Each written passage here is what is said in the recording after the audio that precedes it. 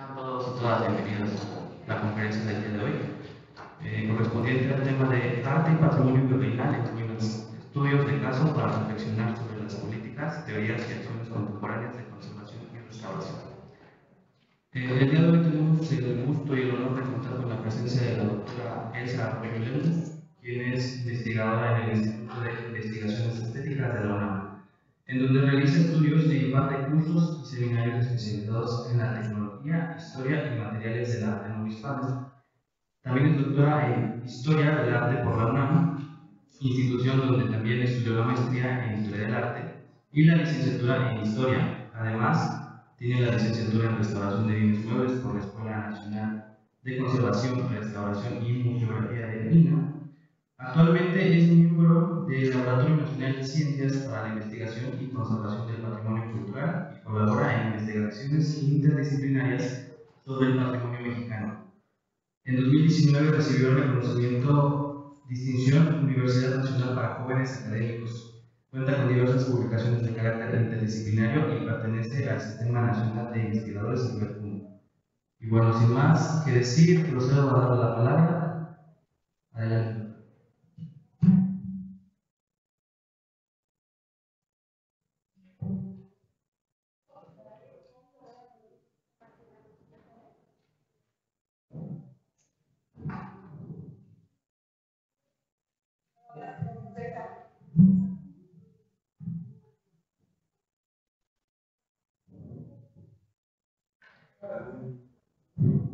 Ahora sí, buenas tardes a todas y a todos. Muchas gracias por la invitación a formar parte del programa de este curso. Estoy muy contenta de venir a platicarles una serie de trabajos que he hecho desde el Instituto de Investigaciones Estéticas y como parte también de una formación, digamos, que no termina, ¿no? En términos del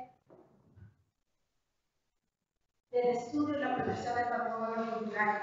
Digamos que para insertar mi trabajo en este ciclo de conferencias, me pidieron, Diana y Yumari, que hablara un poco del patrimonio del arte, en específico del arte regional, que es, por supuesto, el área en que me he especializado durante estos últimos años. Sin embargo, preferí, digamos, hacer una estructura, ¿no? La columna vertebral es la noción de ruina. Y esta noción de ruina me permite, ¿no? Justamente ir hablando, ¿no? De una serie de casos de estudio que les voy a presentar hoy. Desde ese modelo, digamos, de explicación en la que se suma una noción del patrimonio, ¿no? Que evoca el pasado y que a veces produce, digamos, sensaciones tristes, ¿no? Sensaciones de que algo ya no va a volver, y que como modelo, digamos, teórico de explicación del patrimonio, a mí me sirve mucho para pensar el arte virreinal, justamente por las cuestiones que hoy vamos a ver, ¿no? El arte virreinal tiene características muy específicas, muchas de ellas tienen que ver con un problema de contextualización, un problema de anonimato, un problema de pérdida, digamos, de ejemplares o de ejemplos, ¿no? Importantes que nos ayuden a explicar justamente desde una perspectiva amplia los procesos históricos que dan vida y que dieron forma, ¿no? A estas manifestaciones científicas. Entonces, quiero empezar un poco con esta definición de ruina.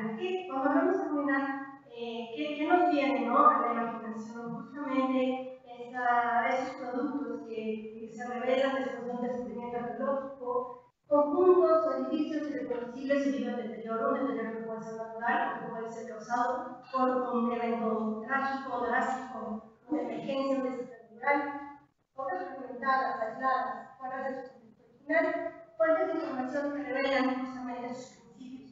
Ellas mismas nos permiten conocer cómo están hechos sus materiales, sus técnicas, sus modos de factura.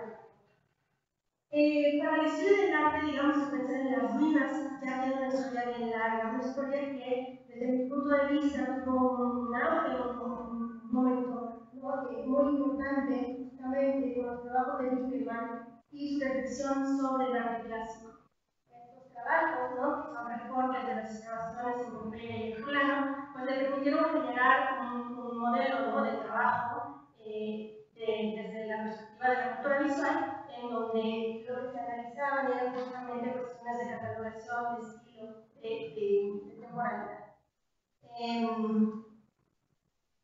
Pero es justamente en el siglo XIX donde esta noción más bien relacionada con el romanticismo de las ruinas la vamos a ver referida en una serie de trabajos teóricos como el de John Ruskin, muy famoso en sus aproximaciones justamente a este tema, donde digamos que el trabajo desde la teoría de la filosofía del arte permea también, ¿no?, las discusiones que tienen que ver con la conservación de los monumentos. Y en este sentido, retomo aquí una cita que está un poco larga, pero creo que es muy importante para poder, ¿no?, arrancar con esta discusión que yo quiero compartir con ustedes esta tarde, que tiene que ver justamente con el trabajo publicado en 1949 en las lámparas de la memoria.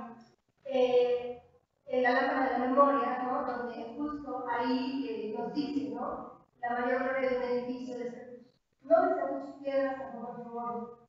Su floresta en su edad tiene ese profundo sentido de felicidad, de severa regulación, de simpatía misteriosa, de aprobación o condena. Todo eso que sentimos en las paredes que han sido lavadas largamente por las transitorias oleadas de la humanidad. Esta noción va a estar justamente en esas primeras, ¿no?, aproximaciones a los proyectos ya de normatividad y de establecer un marco, ¿no?, de aproximación desde la teoría y desde de las normas, ¿no?, legales para la protección del patrimonio en Europa. Bueno, una definición mucho más actual de ruina, ¿no?, es esta de Jonathan Ritchie en el libro de Conservation of Ruins, que me gusta mucho también en ese sentido porque vuelve, ¿no?, sobre ese problema de lo irreconocible. Es una edificación que, habiendo perdido partes sustanciales de su estructura, ha dejado de funcionar como un espacio que permita el desarrollo de las actividades humanas. Yo les pongo aquí nada más tres casos así a modo de ilustración, ¿no?, de edificios virreinales que justamente hoy se conservan en un estado de ruina por diferentes razones.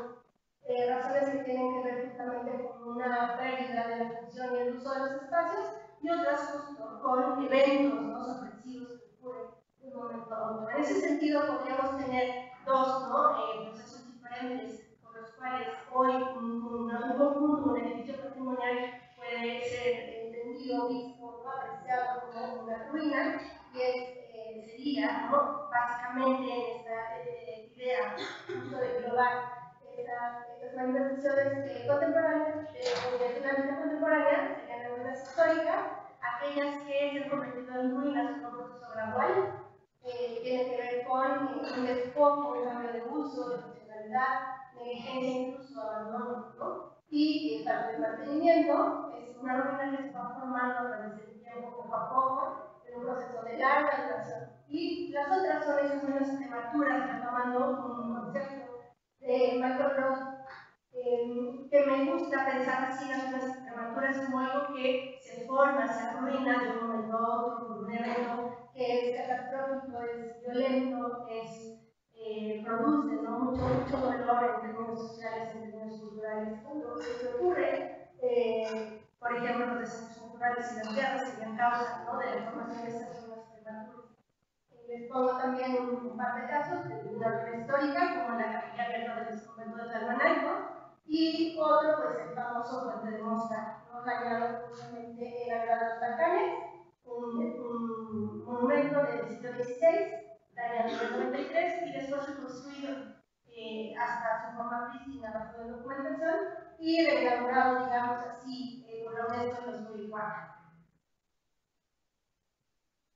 Los eventos catastróficos, digamos que somos muy sensibles a esto, justamente por la historia, ¿no?, que tiene nuestro país en términos de afectaciones, sobre todo por los sismos, ¿no?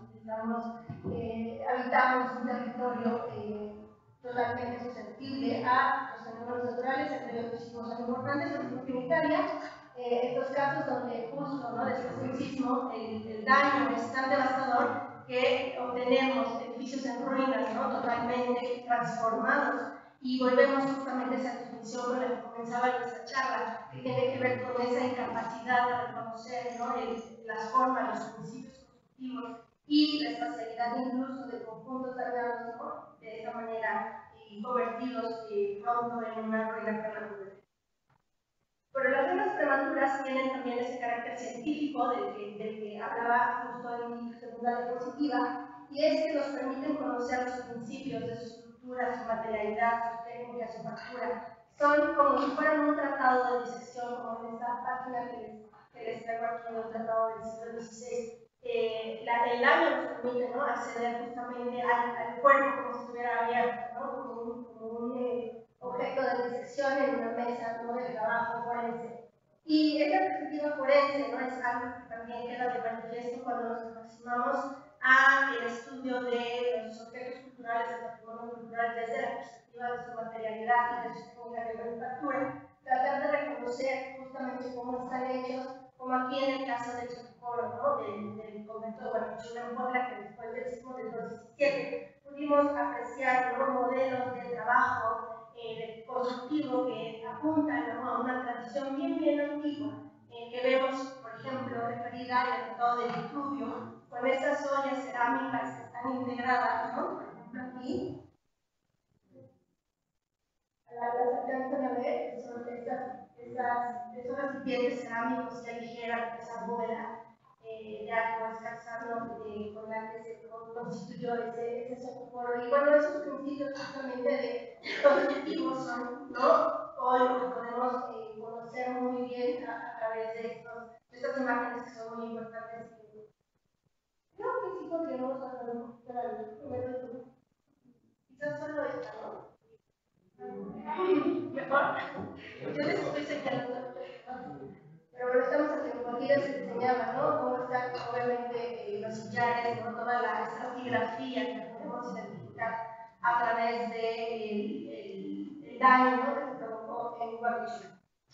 Bueno, pero esta perspectiva de aproximación justamente a la materialidad de los objetos en ruina, también desde un punto de vista más histórico, ¿no?, nos permite conocer y reconocer, ¿no?, esas etapas o estadios en la valoración de los edificios y los conjuntos del siglo XVI, que también ha quedado registrada en ciertos documentos, fotografías históricas y documentos de archivo, por ejemplo, en el caso de la capilla de Atalactopan, donde vemos, ¿no?, una serie de usos, ¿no?, que ha tenido el edificio después de la secularización ocurrida en el siglo XVIII, y que hace que, por ejemplo, bueno, esta es una imagen reciente de la capilla abierta, que es un ejemplo espectacular de la utilización, ¿no?, de la Nueva España, y que, bueno, en sus etapas anteriores vemos, gracias a las fotografías de archivo, como en algún momento estuvo cubierta, como si fuera un espacio justamente cerrado, ¿no?, de utilización para el clero, y bueno, después incluso se convirtió en un basurero, gallinero, etcétera, antes de ser rescatado justamente como un monumento histórico, ¿no?, de valor patrimonial.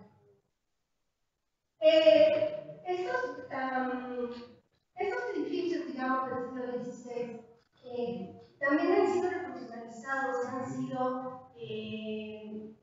revalorados y rehabilitados de diferentes maneras, dependiendo justamente de procesos ideológicos y perspectivas políticas, ¿no?, desde el gobierno mexicano, que vamos a revisar en algunos casos el estudio que hoy les traigo, ¿no?, para compartir. Y bueno, aquí vemos, por ejemplo, el templo de Iztaccíhuatl, cómo se veía a comienzos del siglo XX, y después de sus trabajos de restauración que van desde los últimos años de la década de los 50 del siglo XX hasta los años 70 del siglo XX, pues ha sufrido, ¿no?, una transformación bastante radical en términos justamente de su apreciación y de su ordenamiento patrimonial, y que tiene todo que ver con el rescate de la pintura mural, que en un momento, ¿no?, se encontró de una manera así contingente en 1959 por parte del presbítero de la Iglesia, y que a partir de ahí se desarrolló todo un proyecto de largo plazo, ¿no?, para poder liberar la pintura mural que se encontraba oculta bajo capas de cal en la nave de la Iglesia. Una pintura que hoy de cualquier modo luce fragmentada, porque como veían en mi imagen anterior, ¿no?, durante el siglo XVIII y el siglo XIX, esa nave, ¿no?, de ese conjunto conventual, del templo del conjunto conventual, sufrió muchas modificaciones palos que se abrieron, ¿no? Para dar cabida a nuevos espacios para la liturgia, para el uso ritual, ¿no? De la iglesia en el sitio. Y bueno, todo eso ha conferido toda una resignificación y una revaloración de estos.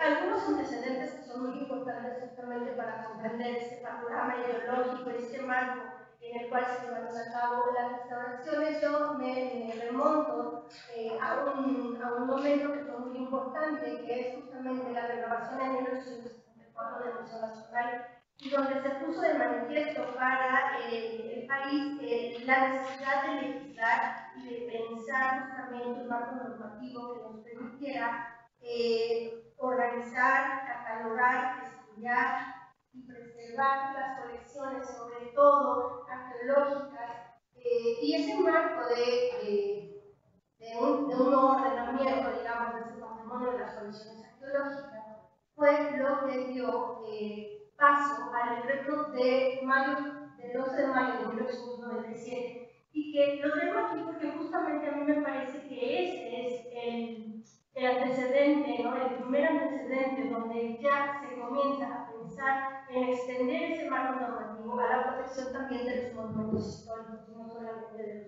arqueológicos. Lo ven ahí al final de la cita que les traigo en uno de los artículos, ¿no?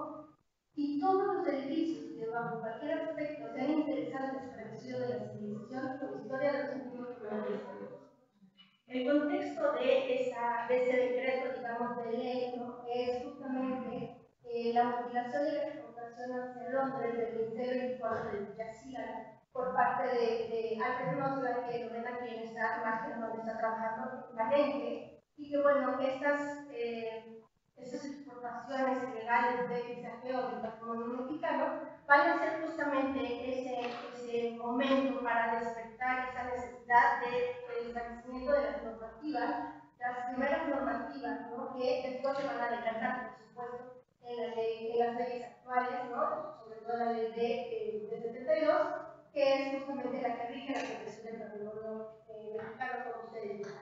Bueno, otro de los contextos que fue muy importante para la protección de los monumentos históricos, pero que nace, digamos, aquí con la exposición mexicana en Chicago, ¿no? Toda la exposición de obras mayas y de obras de arte mexicanas para la exposición de 1993, va a ser también ese momento en el cual a Manuel Revilla se le pida escribir una historia del arte en México, una historia donde ya se integre una discusión completa, integral, sobre el patrimonio histórico de la época virreinal, por supuesto. Y bueno, este es el libro, digamos, uno de los libros básicos de la historiografía para conocer el arte virreinal, ¿no? De nuestro virreinato novohispano. Y es un libro, como ven, ¿no? que surge en ese mismo momento de la reflexión del centenario, ¿no? de la independencia de México, y donde también se denuncian, digamos, procesos que se están dando en ese momento de saqueo y de venta ilegal del arte colonial, que va a ser, ¿no? Desde ese momento algo que se denuncie y que se trabaje sobre él, pero que al mismo tiempo va a dar pie a la formación de importantes colecciones en el extranjero de patrimonio virreinal, ¿no? Bueno, en esta revisión de los antecedentes, otro de los libros que va a ser muy importante es el de Sylvester Baxter de 1901, donde vuelve sobre la manera de organizar y algunos de los monumentos que ya había señalado Revilla en su arte en México. Pero aquí lo que es muy importante es una especie de crítica que encontramos en la introducción del libro de Baxter, donde él revela, ¿no? Y le parece muy sorprendente que el gobierno mexicano no le parece importante, ¿no? Darle la valoración necesaria a las expresiones artísticas de los grupos regionales. Y bueno, es Baxter el que va a comenzar con esta aproximación, un libro publicado en Boston, como ven ahí, ¿no? Esta aproximación ya a un estudio más sistemático de estos edificios de época virreinal y sus contextos, ¿no? Su paso urbano, por ejemplo, su relación con la población y con las colecciones artísticas que albergan. Algo muy importante que forma parte de esos antecedentes es justamente también los trabajos que se han estudiado, ¿no? Con relación a el estilo neocolonial o ese arquetipo y que va a partir de un análisis muy minucioso y sistemático de cómo estaban conformados, cuál era la materialidad, la estructura, la especialidad de los edificios virreinales. Por ejemplo, Charles Foy, cuando hizo esta capilla del Panteón Francés de la Ciudad de México, tiene en mente, ¿no? Obviamente, los edificios, sobre todo del área de Puebla, donde está pensando, ¿no? En los trabajos que él tuvo bajo su responsabilidad, ¿no? Comisionados para, por ejemplo, hacer la fachada del Palacio Municipal, donde él trabaja con los canteros, que le pueden permitir un acercamiento, ¿no? Una reproducción lo más fiel posible a el tipo de manufactura que él identificaba en la Catedral Poblana. Entonces, bueno, todo esto va a ser parte de ese proceso de rescate y de restauración del pasado virreinal, que va a tener uno también de sus principales exponentes en el trabajo de Federico Mariscal, la parte de arquitectura nacional, donde ya, bueno, se trata de establecer desde una ideología mucho más nacionalista, una especie de continuidad entre la historia mexicana de ese pasado, de ese auge del pasado precolombino, ¿no? Y una continuidad hacia los periodos virreinales, y después cómo esto consolida finalmente una identidad nacional, ¿no? Donde el patrimonio virreinal va a ser uno de los pilares, ¿no? Entonces, este nuevo pensamiento, esta ideología que tiene que ver, ¿no? Con la continuidad de la historia mexicana, no una perspectiva de cambios, ¿no? De discontinuidades, sino justamente de una larga consecuencia, digamos, ¿no? De cómo se establece la identidad del patrimonio y también a través, por supuesto, del estudio del arte. Y el trabajo de Federico Mariscal me parece de lo más relevante, justamente porque a él le debemos una nota de junio de 1922, que es una de las primeras observaciones publicadas sobre el estado de conservación que impera en uno de los edificios virreinales más notables del siglo XVI, que es el convento de Pacifica en Hidalgo, y que es uno de los casos que les traigo, ¿no? En esta tarde para compartir con ustedes en el curso. Y bueno, esta primera nota, que es una nota breve de 3 páginas en la revista de revistas, habla, ¿no? Solamente de los problemas, digamos, que representa la conservación del edificio, sino también de todas las joyas, como él lo dice, que alberga el interior. Una vez más, vuelve a poner, ¿no? La nota sobre la importancia de la pintura mural asociada a estos programas de la organización temprana del siglo XVI, y que él encuentra, ¿no? muy notables en el trabajo de esta revaloración histórica no va a tener, o se va a decantar, digamos, ya en la década de los 30 a hitos muy importantes, ¿no? Que tienen que ver justamente con la manera en la que se ha abordado la conservación del patrimonio mexicano. Una de estas, por supuesto, es la ley del 34, donde ya en el artículo primero se integra el valor histórico de los monumentos, ¿no? Que es una ley muy importante justamente porque a partir de ahí se va a desarrollar una intensa campaña, que como ven en mi diapositiva les pongo desde el 31 y 38, una intensa campaña para catalogar los monumentos de la época virreinal y poder integrarlos en una declaración patrimonial que permita su protección y establecer normativas justamente para su atención a nivel gobierno, ¿no? Y bueno, es muy importante que sepan que en esta primera gran oleada de declaratoria patrimonial, ¿no? 447 son los conjuntos históricos que se integran ya como patrimonio de la nación, ¿no? Entre los primeros, por supuesto, estaría la Catedral de México y el Sagrado Metropolitano, más la mayoría de los monumentos del siglo XVI, ¿no? Que se conservan en el Altiplano Central, México, Puebla, Tlaxcala, y algunos otros, ¿no? Que van a distribuir a lo largo y ancho del territorio mexicano. Pensar también que en este marco justamente de valoraciones en el 39 con la creación del Instituto Nacional de Antropología, que de modo institucional se establece una dirección encargada específicamente de la atención de los monumentos coloniales, no solamente del patrimonio arqueológico, que como veíamos ya tenía una larga trayectoria en términos de la disposición de las normativas y de los marcos legales para la atención patrimonial, sino aquí ya no se hace la dirección de monumentos coloniales, y uno de sus primeros directores es Abelardo Carrillo Gariel, un personaje que me parece que a mi modo de ver es uno de los personajes más interesantes, digamos, en estas primeras aproximaciones al estudio del arte virreinal, porque él es artista e historiador, y entonces desde esta perspectiva de artista e historiador hace una serie de trabajos que tienen que ver con el análisis de materialidad, con el análisis de una perspectiva científica, de una serie de obras que van desde lo arquitectónico, pasando por la escultura y también por la pintura.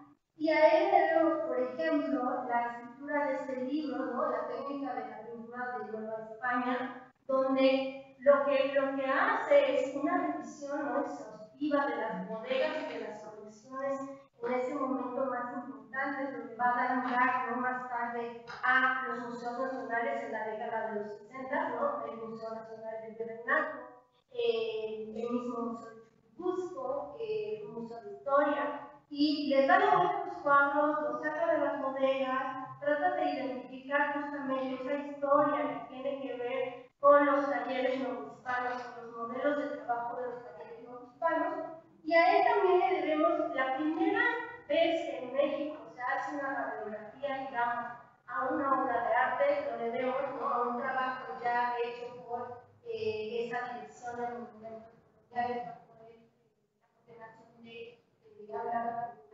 Bueno, él también descubre, digamos, ¿no? Como parte de los procesos de transformación del patrimonio virreinal, descubre esa técnica, en esta técnica de la escultura ligera, de papelón y caña, en el piso de Mexicalcingo, que es una ruina, ¿no? En esta iglesia, en esta palabra, descubre que ese papelón de que se llamaba la escultura, fragmentada, por supuesto, está hecha con códices, con dibujos, ¿no? De época virreinal, por supuesto, como ven aquí, y gracias a esa destrucción de la escultura, ¿no? Que hoy tenemos esos códices que están en esos fragmentos de códices que están en la biblioteca del Museo de Antropología. También podemos saber, por ejemplo, de la utilización de papeles esparcidos de gran formato como parte del proceso de trabajo de la pintura mural de los conventos del siglo XVI. Además, una composición que es fundamental para quienes estudiamos el arte virreinal, porque ya es un testimonio de que ya para mediados del siglo XVI está circulando, ¿no? Una serie de obras tan importantes como esta, que es el Pasmo de Sicilia, pintado por Rafael en 1915, y ya una copia, digamos, ¿no? Para traspasar a muro, es la que se encontró dentro del Museo de Mexicanos. Entonces, bueno, estos antecedentes van a dar pie a la creación en esos mismos años de una serie de monografías de monumentos virreinales, ¿no? Que se van a suceder hasta incluso la década de los 70, una serie de monografías que por supuesto no son exhaustivas, pero son esa primera campaña en la que desde el gobierno mexicano, ¿no? Se intenta tener un panorama completo, ¿no? De conjuntos importantes que van a ser justamente considerados como estos representantes importantes del arte virreinal, algunos, en ese sentido, digamos, ya desde una perspectiva contemporánea, lo que llama la atención en este proceso de intervención y rehabilitación de los monumentos del siglo XVI, que va acompañado, por supuesto, de toda esta investigación de la que se ha hablado, es que se detecta una especie de homologación de algunos conjuntos conventuales digamos que todos permeados bajo esta idea de recuperar un pasado colonial y de alguna manera en los casos que estaban mucho más arruinados se convierte en parte de una ideología, ¿no? Para ese rescate, pues vemos cosas que coinciden en algunos de sus monumentos, sobre todo en estos que decimos antes, Culhuacán, Cuchilla, por ejemplo, Chingo, que vemos esta idea de volver a recuperar patios, ¿no? Con los mismos diseños, la fuente en medio, aunque no la tuviera, pensar en esta noción, por ejemplo, del convento fortaleza, con estos antepechos o estas almenas, ¿no? Rematando los muros exteriores, tanto en el propio conjunto conventual o en sus partes atriales. Exponer, por ejemplo, las portadas como si nunca hubieran tenido requerimientos, de poner pisos con diseños, diferenciar, por ejemplo, criterios entre las zonas de los templos y los conventos, aquí con un criterio justamente de defender la funcionalidad de cada uno de los espacios, y por supuesto también una diferenciación entre el trabajo que se hacía con respecto a la arquitectura y sus bienes asociados. El caso de Apuelma, ¿no? Es uno de esos que permite, ¿no? Revelar este procedimiento del que les acabo de hablar. Esas fotografías de los comienzos del siglo XX,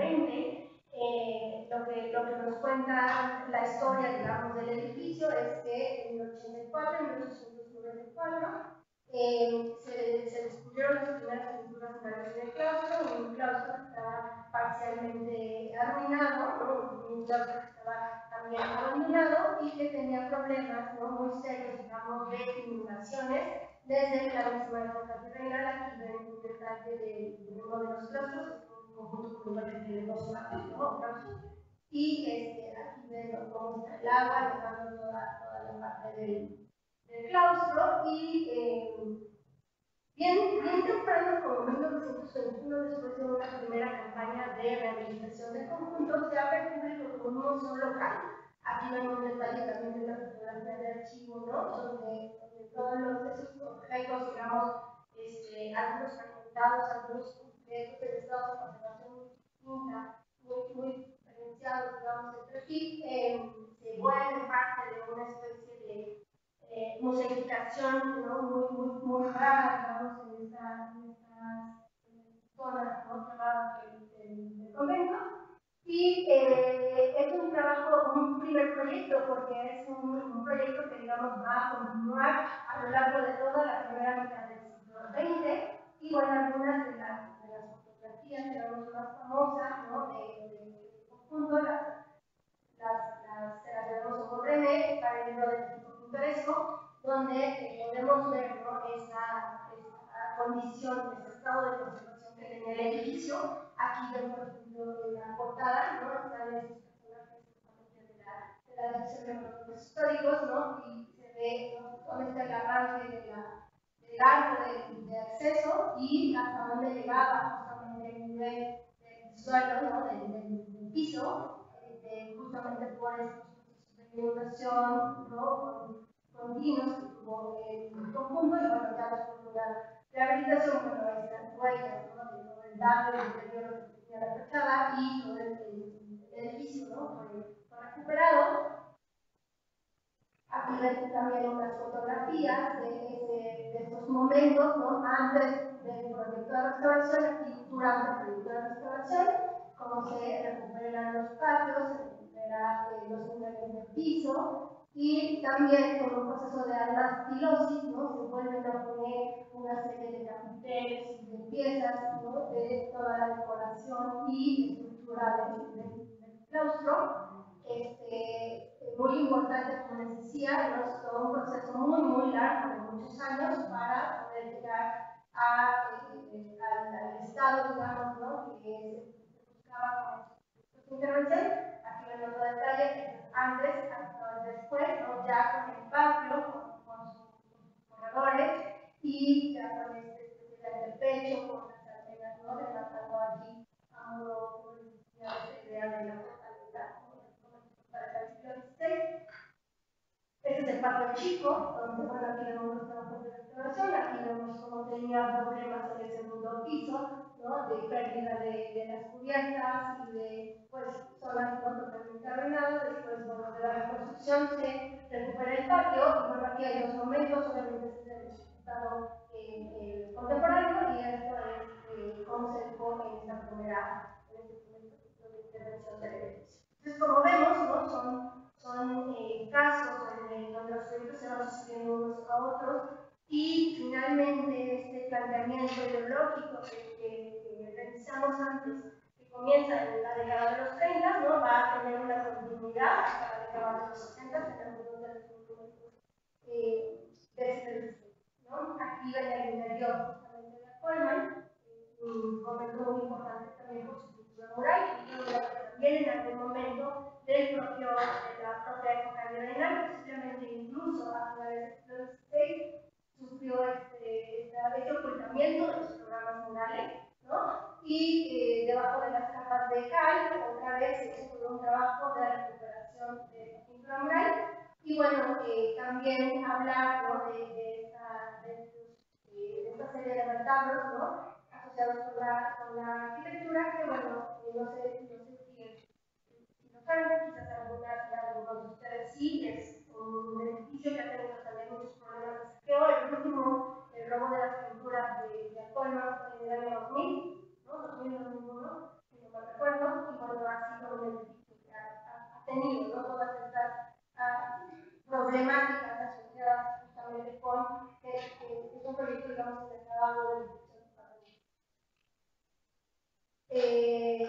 es interesante señalar que estos edificios del siglo XVI son muy pocos los casos donde tenemos en los ábsides parte de la decoración que debió formar el programa íntegro del siglo XVI. En realidad, por ejemplo, este retablo es un retablo posterior, tiene algunos soportes que son más bien del siglo XVIII, pero ya la colocación final, digamos, en esta forma en la que llegó hasta el siglo XX es un acomodo del siglo XIX, y en los laterales del andamio de la iglesia todavía hasta principios del siglo XX, ¿no? Se conservaban una serie de pinturas sobre tabla de gran formato que estaban integradas, así como lo ven, en un primer registro, en un primer cuerpo de un retablo ya salomónico, posiblemente de la segunda mitad del siglo XVII,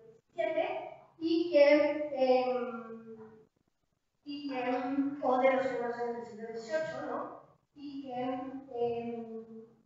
digamos que han configurado todo un problema, ¿no? También en términos de conservación, porque la pintura sobre tabla tiene características tecnológicas que exigen una intervención muy larga y una intervención basada en un estudio muy cuidadoso de cómo opera la estructura de la madera, ¿no? Con todas las capas, digamos, que conforman este tipo de patrimonio pictórico, y la pintura sobre tabla, digamos, durante muchos años en el ámbito de la conservación en México ha representado un reto, ¿no? Muy grande para poder dar solución a todas sus problemáticas y para poder, digamos, integrarlas en un programa, ¿no? De mantenimiento constante. Y bueno, nada más decirles que, por ejemplo, estas tablas de Coleman estuvieron durante muchos años en la coordinación de conservación, esperando, ¿no? Un proceso de intervención. Es una pintura muy compleja en su composición física y química, y bueno, finalmente, ¿no? Han vuelto, digamos, a formar parte de este discurso, otra vez pensando en la museificación de los restos conservados del siglo XVI en conjuntos conventuales, ¿no? Que hoy tienen esta perspectiva de testimonio, pero al mismo tiempo de museo, ¿no? El convento museo, que ha sido como el destino más generalizado, digamos, para el uso contemporáneo de estos servicios. Otro de los casos que de algún modo vuelve a apuntar a ese proceso que, como les decía, podemos leer de una especie de homogeneización, ¿no? De las intervenciones desde los 30 hasta los 70, es el del convento de Huejotzingo. A la izquierda ven una imagen de archivo también de ese acto del conjunto conventual donde vemos que el nivel de piso es otro, ¿no? Tiene tierra, ¿no? Para el nivel pasando, y bueno, después esta es la imagen mucho más reciente del edificio, más o menos del 2011, cómo lo vemos hoy, ¿no? En el conjunto. Aquí vemos el patio, ¿no? Los estudiantes, en este caso con esta fuente, los pasillos de los claustros, ¿no? Y de las celdas también con esos pisos cerámicos, bueno, un detalle también de las capillas, cosas que son extraordinarias, que son ejemplos, ¿no? Únicos del patrimonio.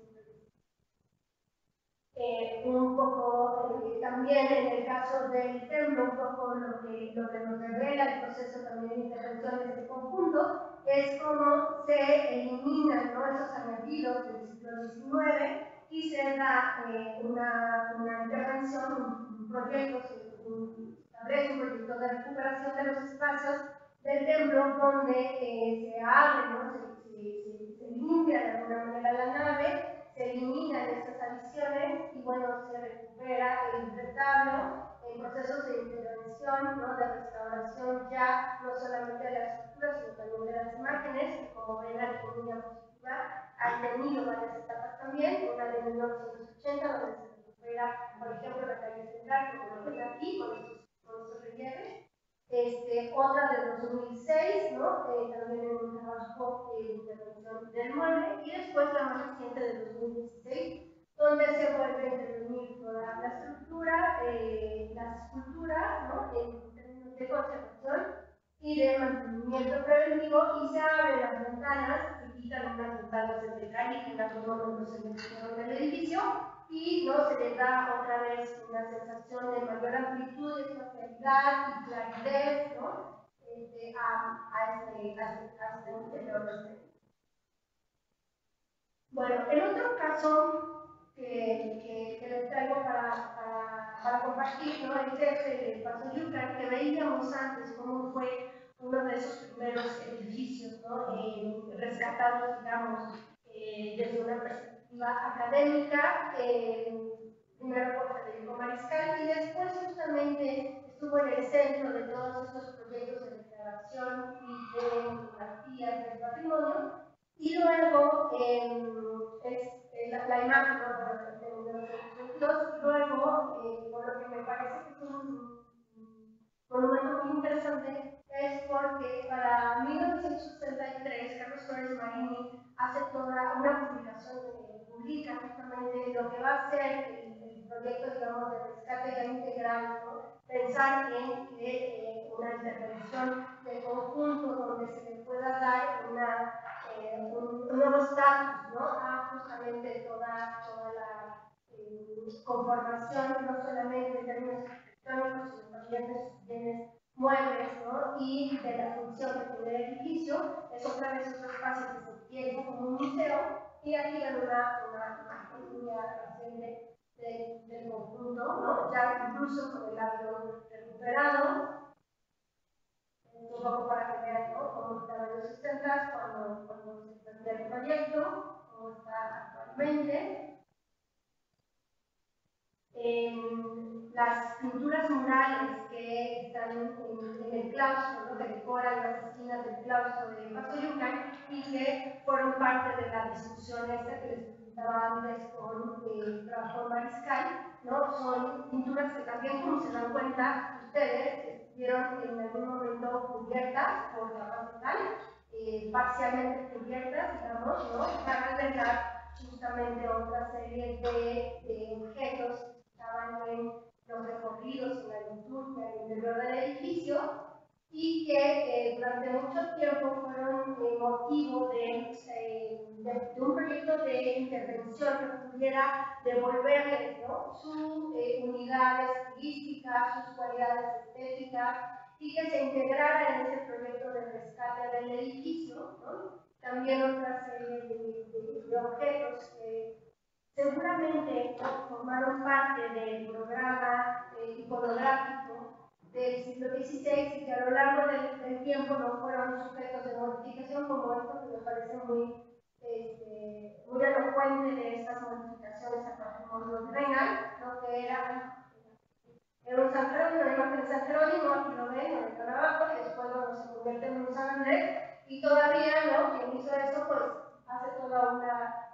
distribución de su trabajo y de su patrocinio al momento de hacer estas cosas.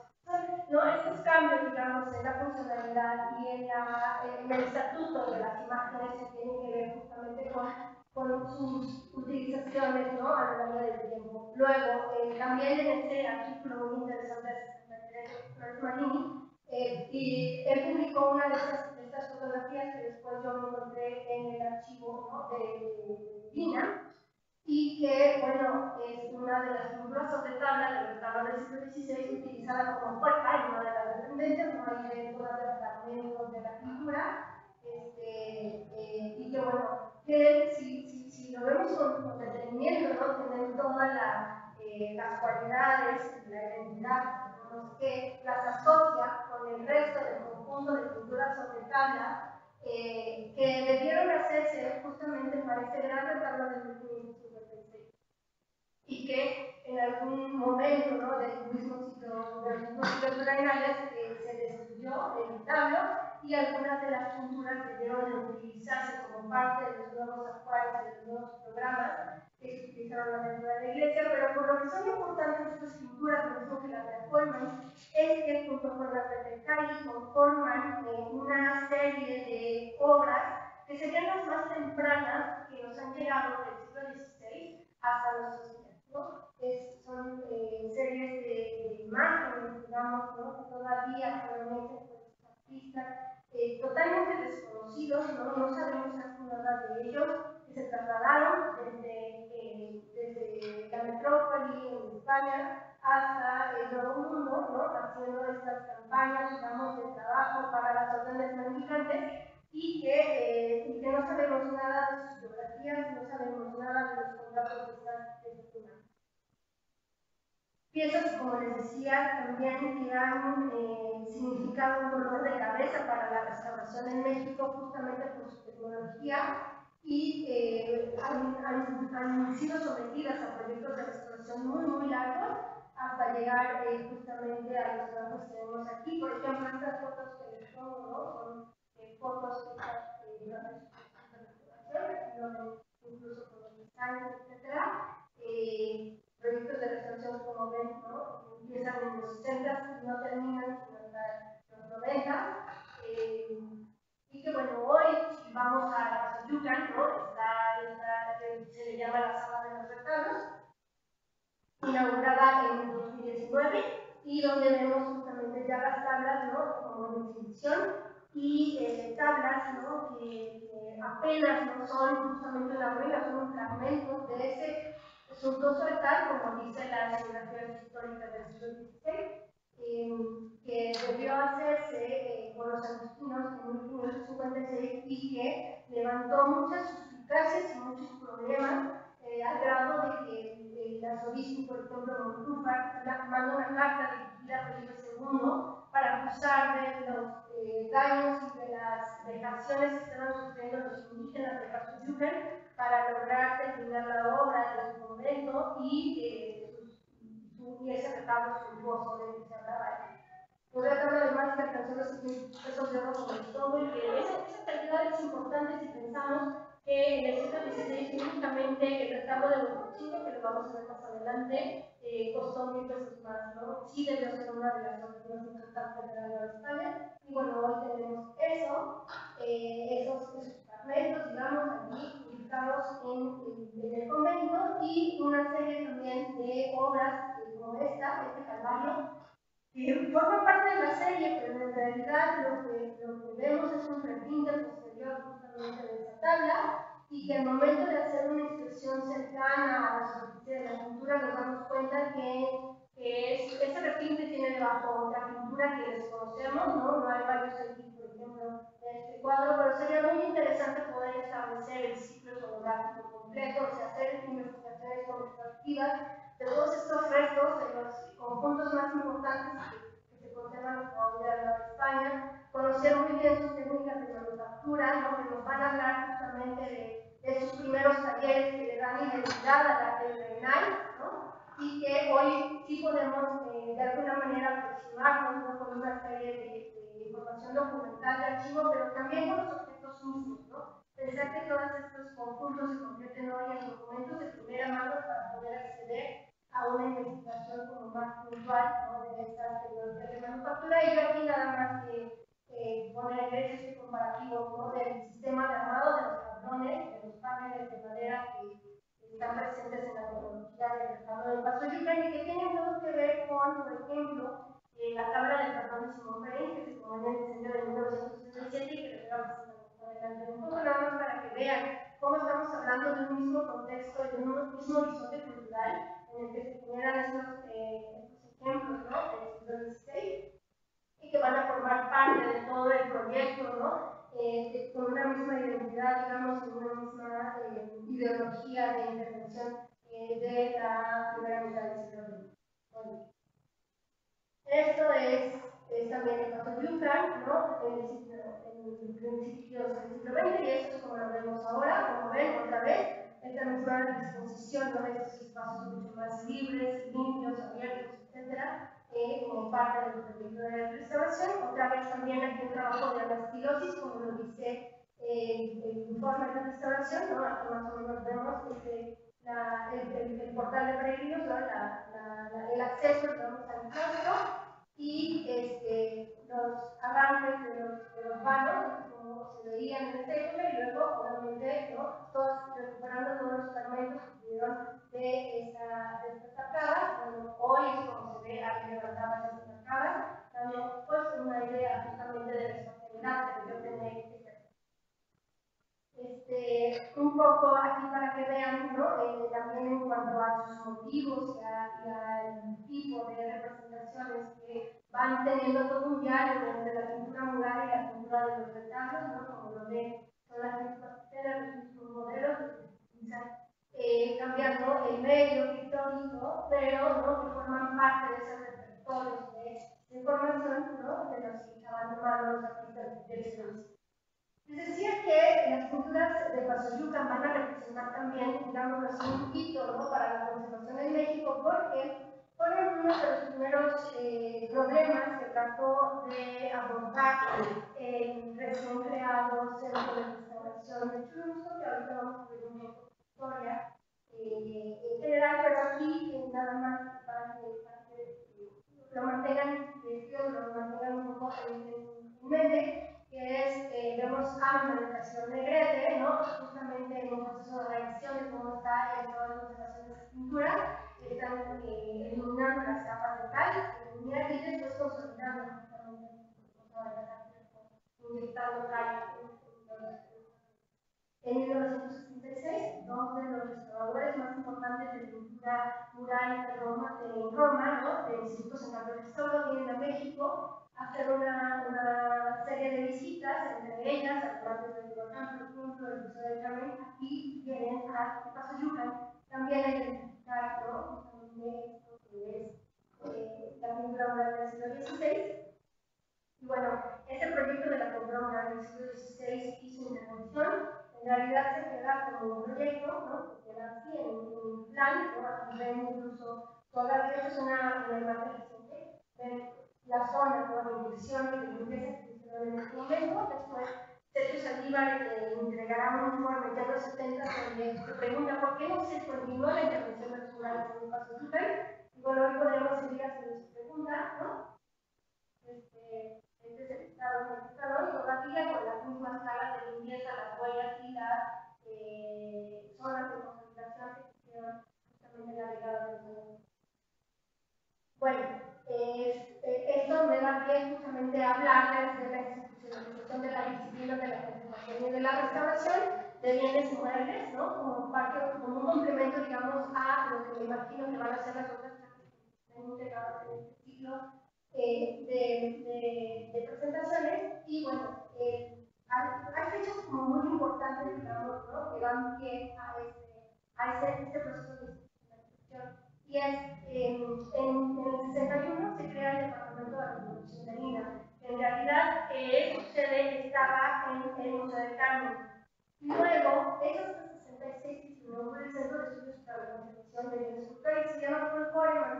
Paul Foreman justamente porque fue el agente, digamos, ¿no?, que ayudó a consolidar esta idea, ¿no?, de un centro para la formación de profesionales dedicados específicamente a la conservación y la restauración del patrimonio mueble, soportados, por supuesto, en un trabajo interdisciplinario y en un conocimiento integral de, del patrimonio, ¿no? Es un proyecto que tuvo en su origen el financiamiento de la UNESCO y que estaba pensado así como una escuela que integrara laboratorios, que integrara aulas, que integrara un proceso también de trabajo de campo muy fuerte. Y bueno, ahí ven, ¿no? Toda la parte de las autoridades, ¿no? Esos estudios del centro que estudios para la cooperación de bienes culturales, como saben, está ubicado en lo que fue el convento de Chilebo Churubusco. Y bueno, sus instalaciones, digamos, se adaptaron para dar paso a esta escuela, este centro formativo. Manuel del Castillo Negrete había estado en España y había estado en Italia, conociendo, digamos, a las personas y como en este ambiente de formación de los centros de restauración europeos. Y ahí había tenido contacto justamente con, por ejemplo, Leonardo Tintori, un restaurador de murales muy famoso de Florencia, y con base en esa experiencia, digamos, viene a México, regresa a México y propone justamente la creación de este centro y para atender, ¿no? Casos muy notables, digamos, que necesitaban de la asesoría de expertos, como por ejemplo el caso de las pinturas murales de los Antac, pero también el caso de las pinturas murales del gobierno de Pasoyucan y de lo que se estaba excavando y recuperando en el centro histórico, ¿no? Entonces, bueno, toda esta intervención, digamos, de agentes, ¿no? Que van a contribuir para poder generar este centro de estudios, va a tener, ¿no? Como su resultado, digamos, ¿no? Toda una organización ya institucional de proyectos, ¿no? Ya bien encaminados para la preservación del patrimonio mexicano, ¿no? Empezando, como les decía, con cuestiones que tienen que ver con cultura moral, pero después extendiéndose hacia otro tipo de patrimonio. Y yo siempre que pienso justamente en la creación del 66 del Centro de Restauración de Churubusco, me interesa mucho también contextualizarlo en un plano internacional. Digamos que no sale, ¿no? De la nada esta idea, este proyecto de Paul Koremans, y revisar justamente la figura de Paul Koremans nos permite comprender cómo es que se traslada, digamos, un modelo de intervención de patrimonio, ¿no? de alcance internacional a el patrimonio mexicano. Pensar que es justamente Paul Koremans uno de los asesores, ¿no? Que estuvieron justamente participando en la recuperación del patrimonio que fue saqueado por los alemanes en la Segunda Guerra Mundial y justo, ¿no? A finales de ese periodo, lo que lograron establecer fue toda una metodología de clasificación, de recuperación y de investigación del patrimonio, ¿no? Que va a ser fundamental justamente para la creación de las escuelas y de los centros de estudio en todo el mundo. O sea, México, digamos que se inserta en todo un proceso, ¿no? de la institucionalización de la conservación que va a la par, ¿no? de otros centros, ¿no? A nivel internacional, de los 60.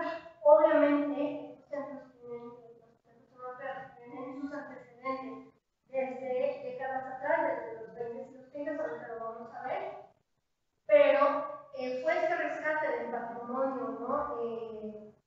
Justamente dañado y descontextualizado por el avance nazi, el que va a dar pie a una serie de modelos de trabajo, de metodología, de intervención y de estudio que van a estar detrás de la fundación del Centro Churubusco.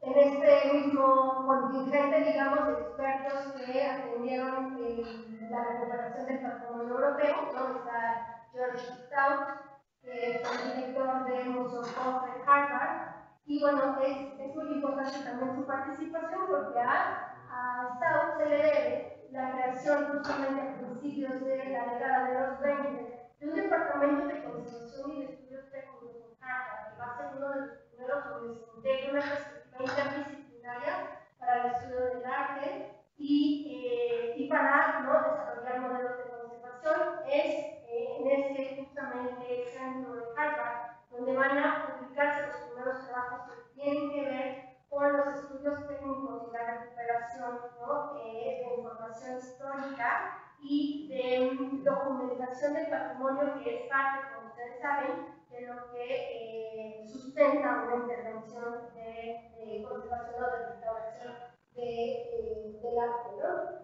Y los antecedentes, decía, ¿no?, de estos centros sí son obviamente trabajos con objetos arqueológicos, por ejemplo, como los destacados de las excavaciones en Egipto o de esta serie de colecciones, ¿no?, que ya van a dar paso a los primeros laboratorios de análisis científico como en Múnich o en Londres, pero ¿no?, ya hacia 1900, la década de los 20 y de los 30, tanto en Roma como en Londres, ¿no?, se dan esos primeros talleres y laboratorios de conservación, donde vamos a ver aplicados métodos de aproximación y de investigación que van mucho más cercanos a lo que hoy llamamos la ciencia de la conservación, ¿no?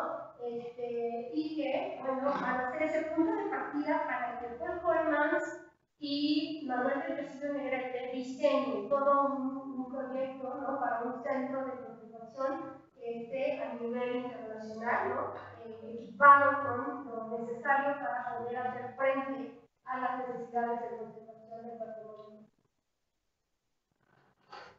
Ok, volviendo a la figura de Paul Colemans, hay una publicación que a mí, desde mi punto de vista, es, ¿no?, es icónica, es fundamental, es un parteaguas en el estudio, ¿no?, y en la conservación del patrimonio, que es esta. Cuando recuperan de las minas de Salvatierra en Alemania el cordero místico de los hermanos Van Eyck, que perteneció bueno, que forma parte de la colección de la Catedral de San Babón en Gante. Lo que trata de establecer ese proyecto de intervención y de estudio es poder, ¿no?, demostrar, ¿no?, la unidad y cómo están unificadas todas las piezas que conforman el político de los hermanos Donay. Una de las tablones nunca se recupera, como lo ven aquí en mi fotografía, es una réplica, una reposición de una de las tablas que no se recupera. Pero bueno, gracias a eso, ¿no?, se lleva a cabo el primer estudio integral, ¿no?, donde se combinan análisis químicos con aproximación desde la historia del arte, desde la ciencia de materiales, desde la conservación, para poder darle sustento a una intervención ya de restauración, y va a ser esta la publicación sobre Cordero Místico del 53, ¿no?, donde ya se integran estos procesos metodológicos, dirigido, por supuesto, ¿no?, por Paul Colemans. Luego, hay un momento también muy importante, ¿no?, en este mismo contexto, ¿no?, estamos hablando de un contexto cultural, donde el trabajo de Paul Colemans, ¿no?, va a estar vinculado con la institucionalización también de otra serie de instituciones a nivel internacional, donde vamos a ver el avance tanto en cuestiones de cartas, de normatividad y de metodologías de trabajo, ¿no? Aquí ven esta imagen de la conformación del Instituto de Conservación de los Museos, de los Objetos de Museo, y donde, bueno, los personajes van a ser, ¿no?, fundamentales también para la historia de la conservación en México, porque pensar que, por ejemplo, Plenderley, que era el científico de ese laboratorio de Londres que mencionaba antes, ¿no?, va a ser una de las personas que analicen las muestras de Bonampak y que le envía directamente Paul Colemans para poder comprender el estado de deterioro que tienen las pinturas mexicanas. Bueno, aquí ven a los dos, ¿no?, justamente en ese proceso de registro y de revisión, donde se toman esas muestras. Es un proyecto como bien interesante, justamente como este punto de partida como para el desarrollo de la restauración en México, porque por un lado se está evaluando la problemática de mantener el conjunto conventual in situ, o bien la posibilidad, ¿no?, que es lo que discutía, por ejemplo, el evento Tintori, de hacer un desprendimiento de los restos y de llevarlos a un lugar donde pudieran mantenerse en mejores condiciones. Bueno, por suerte, la balanza se inclinó al mantenimiento in situ de la pintura, ¿no?, que está en el tema de los restos. Y bueno, este proyecto hace, ¿no?, como abre, ¿no?, este escenario justamente para establecer otra serie de trabajos que, como ven aquí en el boletín del 75, se habla de todo lo que se está trabajando de manera paralela, ¿no?, desde este centro de por Foreman, Sigilpa, Necochayucan, Huixotzingo, además, ¿no?, de los trabajos arqueológicos y de rescate de objetos que tienen el trabajo. Como parte, les decía, de estos antecedentes, ¿no?, que tiene justamente la creación del Centro Churubusco, hay que tomar en cuenta lo que pasaba también en el Instituto Nacional de Bellas Artes, hoy Bellas Artes y Literatura, que fue fundado en 67, pero que desde la década de los 30 se había formado una comisión para la restauración y la intervención de la pintura de los muralistas, ¿no? Y en este sentido, desde el 55 se inauguró un laboratorio de restauración de obras artísticas que estaba integrado a la Escuela de Diseño y Artesanía del Instituto de las Artes. Este laboratorio, ¿no?, también estaba justamente enfocado en el desarrollo de estas metodologías de registro y el planteamiento de un proceso mucho más científico de intervención. El primer director fue Guillermo Sánchez Lemos, que se formó en el Instituto de Conservación de Roma, y que, bueno, ¿no?, tenía justamente esta perspectiva como más integral de la conservación del patrimonio. Lo que se produjo, digamos, en estos años fue algunas intervenciones de la pintura mural, ¿no?, por ejemplo, como lo pongo aquí en Chapingo, en la Secretaría de Educación Pública, o el mural borrosco que está en el Salón de los Hospitales en el centro. Y bueno, son también campañas de restauración, ¿no?, que no dejan, ¿no?, de requerir mantenimiento, por supuesto, y bueno, una foto que me encontré recién de cómo debe ser, si tienes toda la intervención. Bueno, Guillermo Sánchez Lemos se forma en el Instituto Central de Restauro, que finalmente es el modelo, ¿no?, sobre el cual se va a establecer el Centro de Restauración de Churubusco, como les decía antes, con esta perspectiva de talleres, de seminarios y de una convergencia de disciplinas para la formación de los conservadores, y los trabajos de desencalado que comenzaron, como les enseñé en las primeras diapositivas sobre Huixotzingo, ¿no?, y también sobre Actopan, ¿no?, que comenzaron desde la década de los 30, pues van a continuar, ¿no?, hasta la década de los 60, justamente para poder, ¿no?, tener o liberar la mayor cantidad de áreas posibles,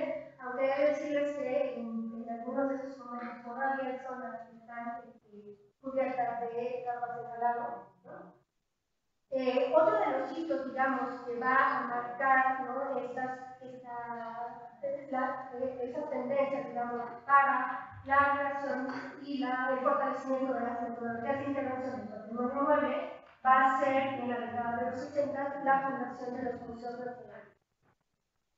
Aquí vemos, ¿no?, una imagen de esa fundación del Museo de Antropología, donde, bueno, la perspectiva vuelve a ser esta noción de México, ¿no?, como totalmente recargado en esta perspectiva esencialista del arte precolombino, y en paralelo, ¿no?, con la creación, por ejemplo, de la colección que hoy alberga el Museo Nacional del Virreinato, había necesidad de restaurar una serie de obras, ¿no?, de gran formato, como son, por ejemplo, las pinturas que decoran el claustro, que son obras de Caballete, de Villalpando y de Nicolás Rodríguez Juárez.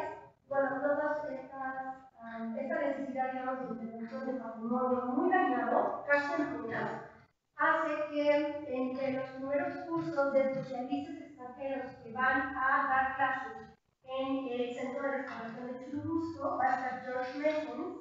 George Messens era un restaurador belga que impartió las clases de los entelados holandeses, o entelados a base de resina, que son una especie de encapsulado, ¿no?, para recuperar la estabilidad y para dotar de un nuevo soporte a la pintura muy dañada y dejarlas en un estado, bueno, suficiente como para, ¿no?, atender, digamos, una exposición en un claustro, como lo vemos hoy todavía en el Museo del Virreinato. Entonces aquí ven al profesor enseñando justamente este método de trabajo.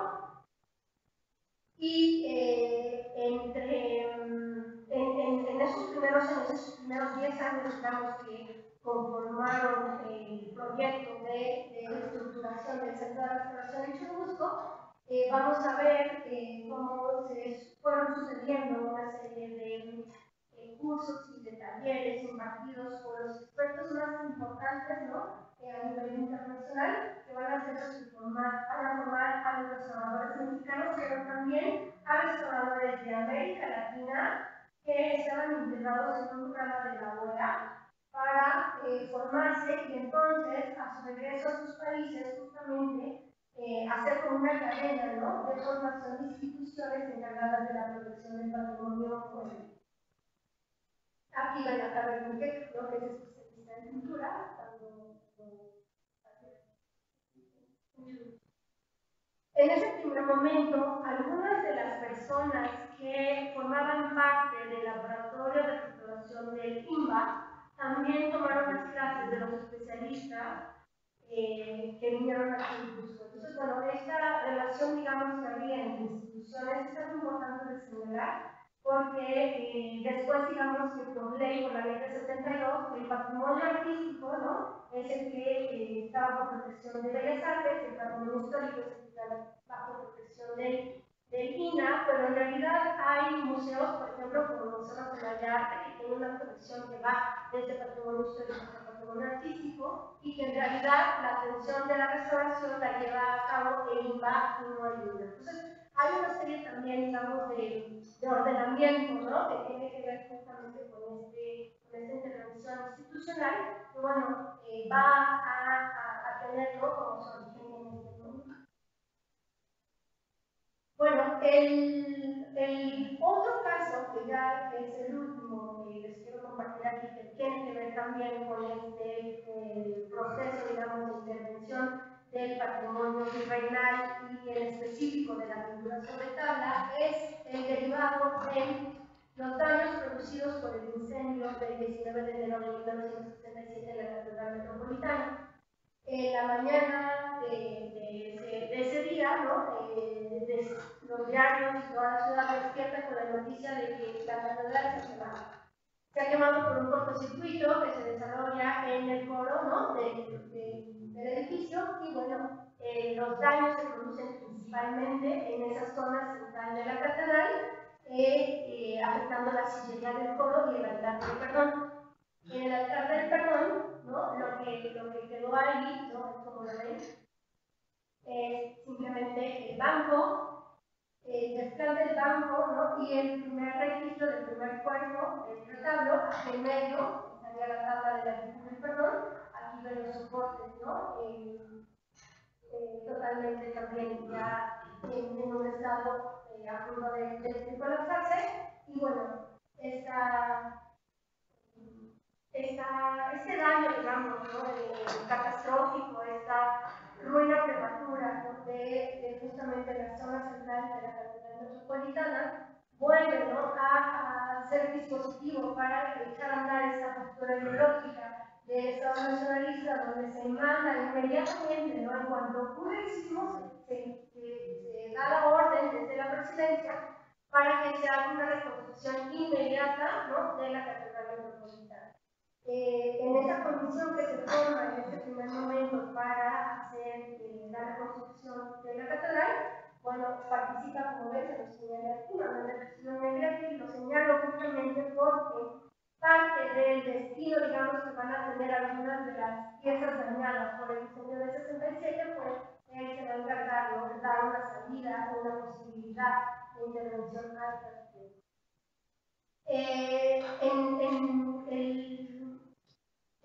El evento, digamos, catastrófico del incendio de 67 en la catedral tiene como resultado, se desarrolla en un ambiente realmente crítico, ¿no?, para la cultura mexicana, y se da en un ambiente de polémica, donde se estaba discutiendo cómo se debía intervenir, cómo se debía dejar, digamos, o llevar a cabo este proceso de rehabilitación de los edificios, de recuperación de los espacios, ¿no?, que todavía estaban en el culto, y de modernización también acorde con la liturgia del Concilio Vaticano. Entonces,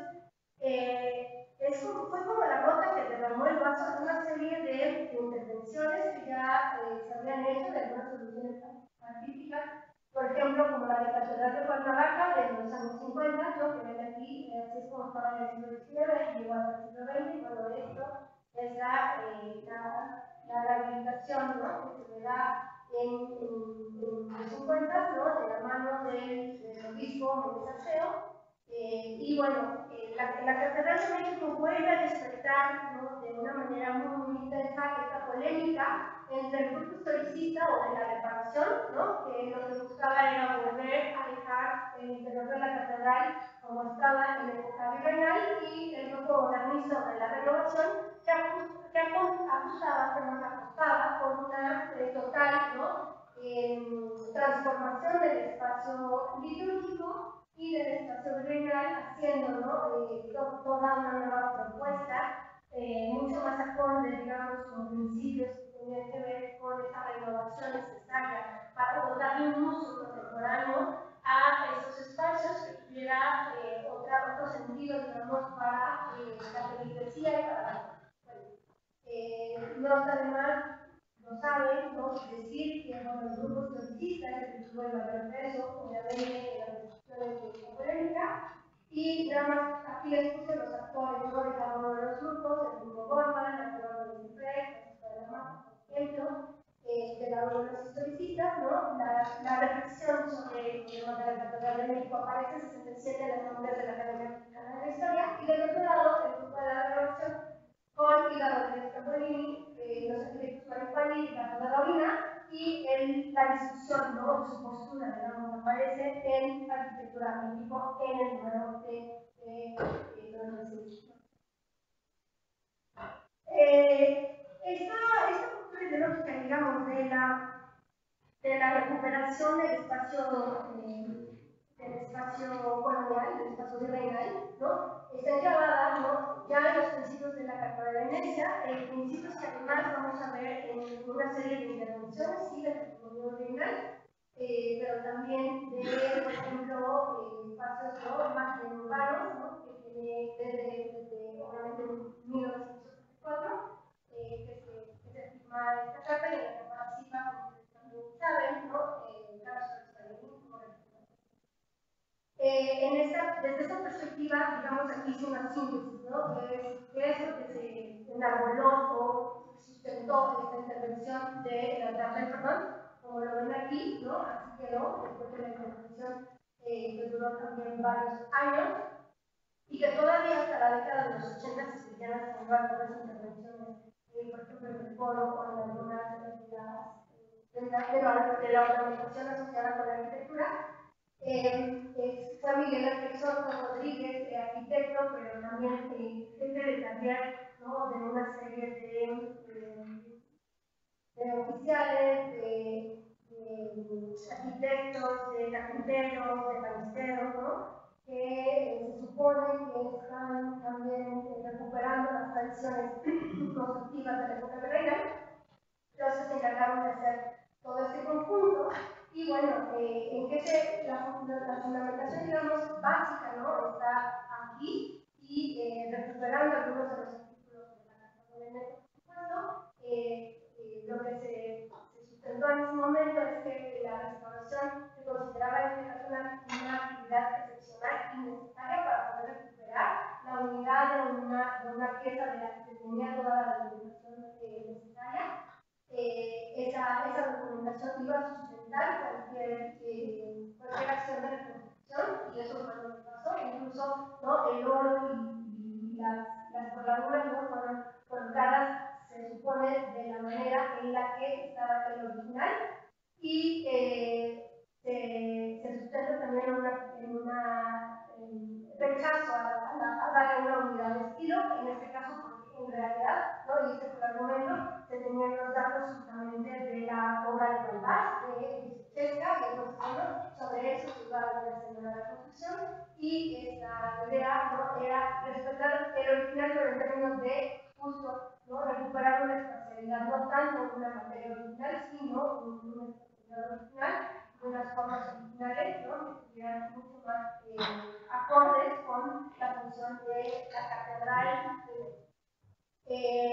Pero como ustedes se podrán imaginar, pues hubo cosas, ¿no?, que significan una contradicción bien seria, ¿no?, en el sentido de la réplica o de la reconstrucción, que por ejemplo ¿qué hicieron? ¿Qué se podría hacer con la parte de las pinturas y de las esculturas, que obviamente son imposibles de replicar? Bueno, pues se trajeron objetos que dieran una iconografía similar a la que se perdió, y que, bueno, pues fueron, ¿no?, reuniéndose en diferentes lugares, como por ejemplo aquí hay una Sagrada Familia que tiene el convento de Zacatepec, el lugar que tenía la Virgen del Perdón, pero bueno, sí se rescató su marca de plata y la bandera que cubría.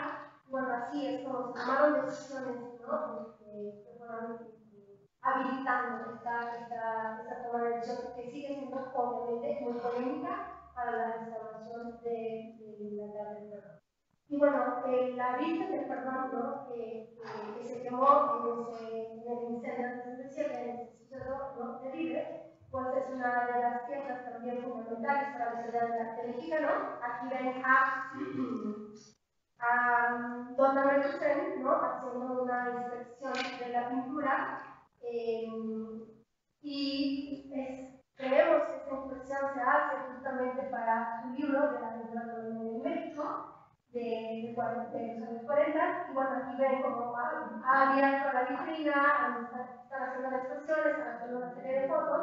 En el archivo fotográfico Manuel Toussaint se conserva esta placa, esta fotografía, donde vemos, ¿no?, esa firma de Simón Pereins, que estaba ubicada en uno de los escalones de la imagen, del trono de la Virgen. Y bueno, esta fotografía también se publica, ¿no?, en el libro de Manuel Toussaint. Es una imagen que tenemos que se hace más o menos de 475 por Felicio Neri. Esa placa 4x5 es la que me permitió a mí, cuando hice la tesis de maestría, ¿no?, aproximarme a las características estéticas, plásticas de la producción de Simón Pereins. Y bueno, para que yo estudiara esta pieza, ¿no?, en realidad lo que hice fue justamente rastrear todos esos estados, ¿no?, y la historia de vida, la biografía cultural de esta pieza. Y bueno, desde el sismo, ¿no?, el incendio, justamente lo que pasó fue que si se hubiera carbonizado por nuestra pieza, ¿no?, en realidad yo no hubiera hecho la tesis, no estaríamos hablando de eso.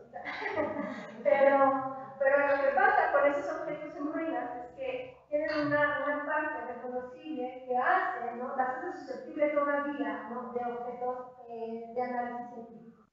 Y es eso lo que yo rastreé desde el incendio de 67 hasta 73. La pieza se quedó en una de las bodegas de la catedral envuelta en unas cobijas. En realidad no se sabía qué hacer, porque es que con las ruinas eso pasa, no se sabe muy bien, con las ruinas no se sabe muy bien en un momento determinado, ¿no?, inmediato a la emergencia, qué hacer con ellas. Y bueno, tomó ese tiempo para que Manuel de Castillo Negrete hubiera conseguido, ¿no?, junto con el profesor Jaime Tama, el traslado al Departamento de Restauración del INAH, Churubusco, y ahí estuvo durante muchísimos años, ¿no?, como ven, hasta que en el 99 sale de los talleres de Churubusco para formar parte de una exposición museográfica que ustedes ven en la foto, a propósito de la inauguración del Laboratorio Arte de la Alameda, que dejó de ser la Pinacoteca Reina para convertirse en el Laboratorio Arte de la Alameda. Y entonces, yo proponía a discutir las piezas del arte juvenil con obras de arte contemporáneo. Y la obra que encabezaba todo ese discurso curatorial, pues era la Virgen del Perdón. ¿Por qué? Porque sus tablas así carbonizadas, ¿no? Generan esa sensación de las que ya les hablaba al principio de plática. ¿No? Esa sensación, ¿no? Como de sentimientos encontrados entre ese pasado que ya no va a volver nunca más y esas formas que ya no se pueden entender bien de una obra de una ¿no? Bueno, para cuando yo hice la tesis de maestría, yo tenía el dato de que la pieza formaba parte del inventario del Museo Nacional de Arte, entonces la fui a buscar aquí y ahí me dijeron que la había de baja de inventario y que la habían enviado al Centro de Conservación y Restauración del Patrimonio Artístico Mueble de Mumbai, que se trata de y efectivamente ahí la encontré al lado de todos los marcos y maderas y desechos de las exposiciones, ¿no? Por todo lo que ya no se quiere, digamos, del museo y de los museos del país, pues ahí estaba la Virgen del Perdón también, ¿no? En uno de los, como en un guacal de madera, digamos, ubicada, y era muy interesante porque me decían, Elsa, pero tú para qué quieres ver esos palos quemados, ¿no? Y bueno, esos palos quemados todavía conservan el 45% de su superficie histórica y ¿no? Así es justamente como se veía en el laboratorio Arte Alameda, en esa exposición de arte contemporáneo que mencionaba. Y después de ese debut, digamos, museográfico, la pieza todavía volvió a ser parte de otra exposición en 2008 en el Museo Moravia Volver, era una exposición a propósito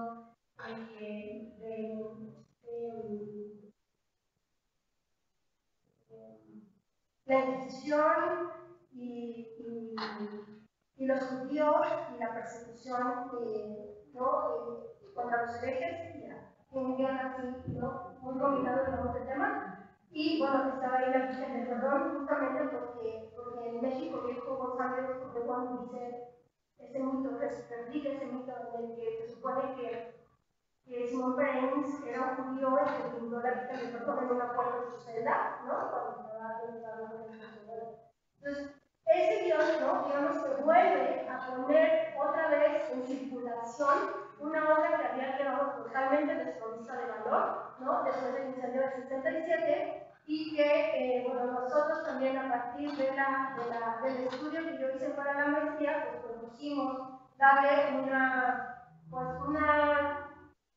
darle cierta dignidad y dignificar, ¿no? el lugar que tenía la pieza. Entonces, bueno, hicimos una vitrina conservativa. Hoy, quien quiera ver esta pieza, ya no está en ese pasillo, ¿no? Con los marcos que le dije, sino justamente en una de las entradas, ¿no? Hacia las oficinas del Centro es por el valor, digamos, histórico que tiene la obra, aún en vida, ¿no? Entonces, bueno, a partir de la placa radiográfica, perdón, la placa fotográfica 4x5 que se conserva en el archivo fotográfico Manuel Tucen, ¿no? Todavía podemos apreciar, digamos, estas características estéticas de la obra de Simón Perennis, un flamenco, sí, efectivamente, que llegó en 66 a la Nueva España, y que, bueno, sentó las bases, ¿no? De un proceso de trabajo muy, muy importante y que apenas, ¿no? Comenzamos a conocer bien a partir justamente del estudio directo de estas obras que se conservan hasta ahora. Aquí ven ese detalle que ya les había presentado antes, donde vemos uno de los fragmentos de la cara de la Virgen, ¿no? Sobre este enfigurado de tendones animales que recubre las tablas. Por el reverso las tablas totalmente carbonizadas, ¿no? Se conserva solamente un alma más o menos de 2 centímetros en estos polines que miden más o menos 10 centímetros cuadrados. Y que, bueno, eso nos permitió justamente hacer un estudio integral. Pero les decía que la pintura sobre tabla ha generado bastantes proyectos de investigación y muchos dolores de cabeza, digamos, en términos justamente del panorama de intervención que hay de los bienes muebles en México. Y otro de los casos interesantes son que van, digamos, como en el mismo contexto de producción de la Virgen del Perdón que es San Juan escribiendo el Apocalipsis, también en la colección del Museo de Leonardo, y que, como ven aquí, ¿no? Tiene una serie de intervenciones en los bordes, es un formato modificado, totalmente alterado también en su conformación del panel. Es una pieza que, de igual modo que las tablas de Acolman y de las de Mazurrucan, estuvo durante muchos años en los talleres de la Coordinación de Conservación, hoy Coordinación de Conservación, para ser sometida a un proceso de intervención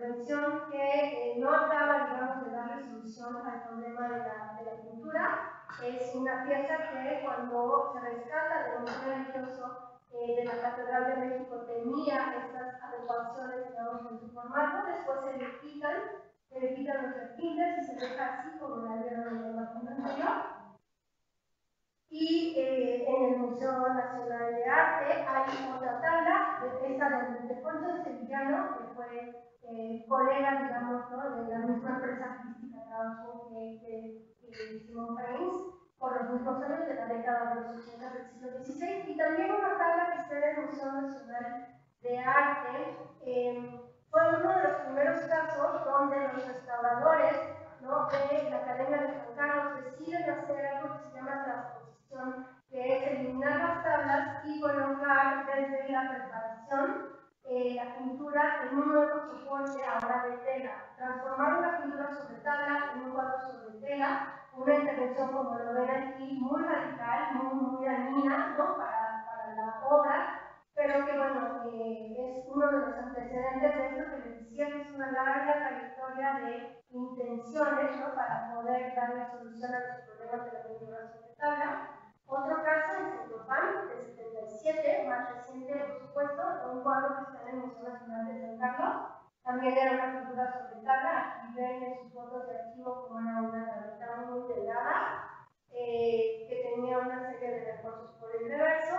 Nosotros la estudiamos para una exposición hace 5 años en el Museo de San Carlos y no teníamos obviamente conocimiento de esas fotografías de archivo, sino que fuimos haciendo la investigación en paralelo con el estudio científico de la pieza, y al momento de sacarla de su marco de exposición nos dimos cuenta que con luz ultravioleta revelaba una serie de daños y de marcas que apuntaban a una estructura como de tabla, pero en realidad era una tela. Y bueno, justamente al hacer el estudio de los documentos de archivo pudimos conocer que la pieza había sido sometida a este proceso de transposición, que era un proceso del siglo XIX, pero realizado en 1977 todavía sobre una pintura sobre tabla.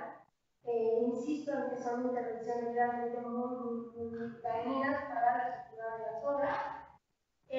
Y esto me hace, ¿no?, ya casi para cerrar y que dejemos un poco de tiempo para un diálogo que podamos establecer sobre estos temas, ¿no?, y me hace reflexionar sobre una experiencia de conservación también en el plano internacional que ha marcado el modo de trabajo sobre la pintura sobre tabla, y que fue la experiencia de la Reunión de 66 en Florencia. Aquí ven el interior de la Finca Croce como, ¿no?, después de todo este acarreo de agua y lodo al interior de la iglesia, se rescatan una serie de obras fundamentales para la historia del arte a nivel global, y una de ellas es el Cristo de Chimabue, ¿no?, esta pieza, digamos, como fundante del Renacimiento temprano italiano, y es un Cristo que de inmediato se interviene, ¿no?, como ven aquí, ya en 76 se presenta, digamos, ante el público la restauración de la pieza, y que también generó mucha polémica, digamos, por el nivel de intervención ya sobre la imagen, de restauración de la imagen, y se lleva a cabo en esta pieza lo que se conoce como tintas neutras, ¿no?, el trabajo de intervención del cuerpo de Cristo. Es una solución con una serie de líneas, ¿no? Se trata de igualar una tonalidad que no empate y que no compita con el resto de la forma conservada, y que, bueno, de alguna manera permite pues, visualizar, digamos, la pieza, pero por supuesto nunca como debió haber sido. Y bueno, esa solución, digamos, de la tinta neutra también tuvo su auge y su caída en algún momento, ¿no?, inventando la restauración, pero es interesante cómo después de que fue presentada ya restaurada, ¿no?, participó en una exposición, hizo el viaje transatlántico a Estados Unidos para formar parte de su exposición. Y es interesante porque en el documento de préstamo, ¿no?, le resalta esta cita, dice: el crucifijo de Chimabue ha sobrevivido intacto en una condición prístina durante la. Entonces, es como esas intervenciones, ¿no? Y las opiniones que hay sobre la intervención donde, bueno, la Comisión Piscina creo que hubiera podido omitir, digamos, esa opinión, ¿no? Para darle un carácter, un peso mucho más enclavado en su dimensión histórica que en esta cualidad, digamos, de lo que era el Estado que tuvo antes de haberse convertido en una luna, ¿no? Y un caso que va totalmente opuesto a ese, ¿no? Es el de la Santa Cena de Vasari, que aquí ven en esta foto, ¿no? Cómo quedó después de la reunión de Florencia. Como ven, toda la superficie se quedó totalmente levantada y arruinada y cubierta con una capa de fuego. Pues es un cuadro que tuvo que esperar su restauración durante muchos años, pero después, ¿no? Una intervención muy cuidadosa, de muy largo aliento, de un proyecto como, ¿no? Trabajado desde una perspectiva múltiple, ¿no? Multidimensional, que es muy importante, pues en 2016 vuelve a ocupar el lugar que tenía antes de 66. Y bueno, creo que valió la pena, ¿no? Haber invertido justamente en todas esos esfuerzos y la intervención de una obra muy compleja como esta. También es una pintura sobre tabla, como ejemplo, digamos, para aunar esa reflexión sobre la intervención, ¿no? De la pintura de retratos. Y en esta idea de abordar la reflexión y de tener un tiempo justamente para pensar en el daño, ¿no? Al patrimonio justamente después de desastres naturales y de situaciones de emergencia, finalmente, con esto cierro nada más la plática, y es, creo que estamos en el tiempo para volver a pensar y establecer foros de reflexión sobre eso que partimos y eso que todavía no está como muy fresco en nuestra memoria, que son los daños provocados por el sismo de septiembre de 2017 en el patrimonio del siglo XVI, ¿no? Tanto del estado de Morelos como en algunos templos conjuntos de la Ciudad de México. Estos son ejemplos, ¿no? Tomados, fotografías tomadas por nosotros mismos, en Islam, en Guayana, no Malineo, todos, y desde el claustro alto de Tlaxcala, ¿no? Con esta pintura mural que, bueno, nosotros fuimos como una de las últimas brigadas que fueron a hacer el registro de los daños, y bueno, la pintura mural que ven aquí, ¿no? Estará ya también como parte de ese collage de esta configuración, digamos, histórica que fueron a hacer el conjunto, y que antes tenía una obra, ¿no? Muy importante para la historia del arte a nivel internacional, que es el Salvador de la Santa Vasari. Pero yo me pregunto si en este ejercicio justamente de catalogación del patrimonio virreinal que hemos comenzado a hacer como sociedad, digamos, desde el siglo XX y hasta ahora, no serían también algunos de esos ejemplos justamente del siglo XVI los que tendrían que estar ligados en una reflexión sobre ese patrimonio que es, ¿no? Lo más representativo y lo más importante de la época virreinal, que merecería esa reflexión, ¿no? Con relación a su estatuto actual y su valoración contemporánea, ¿no? Y desde una perspectiva que hoy les planteo aquí muy fértil, que es pensarlo, ¿no? En ese estatuto de ruinas, ¿no? Ruinas que han llegado hasta los días. Pues con eso termino.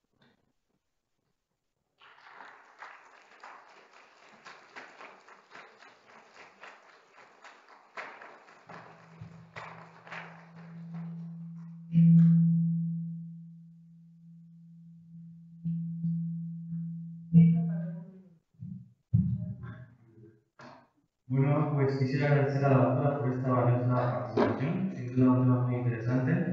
Ahora pasaremos a la ronda de preguntas y respuestas. Si alguien desea participar, por favor levante la mano.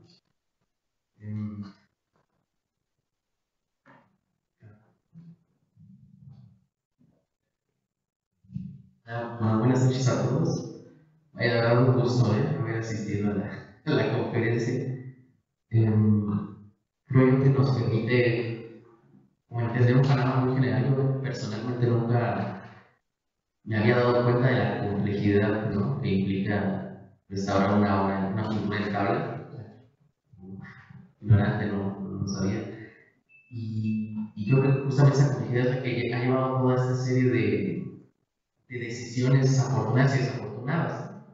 Nos surte con las técnicas, ¿no? Pero creo que como que aborda más, ¿no?, su reflexión fue muy densa, muy rica, la verdad. No, me hace pensar cómo este grupo de personajes anónimos, ¿no?, que fueron haciendo esta serie de motivos hoy en el siglo XXI, son estas brigadas, ¿no?, son justamente los restauradores, ¿no?, son estas personas muchas veces anónimas también que dedican, pues ya lo vemos, ¿no?, tantas décadas, ¿no?, a poder llegar a un estado, pues, digamos, óptimo, ¿no? Yo tengo dos preguntas para no abusar.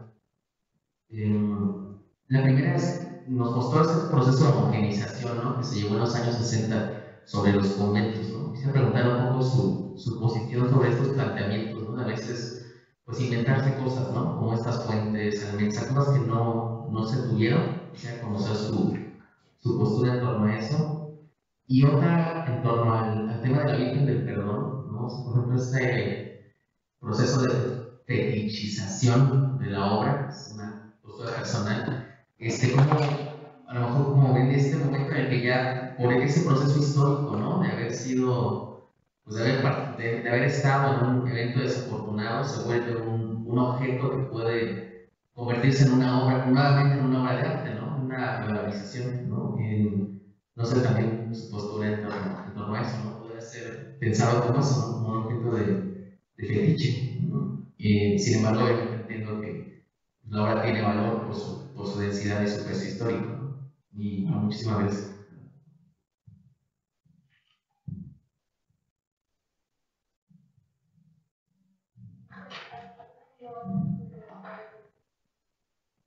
Sí. Bueno, empiezo por la segunda, ¿no?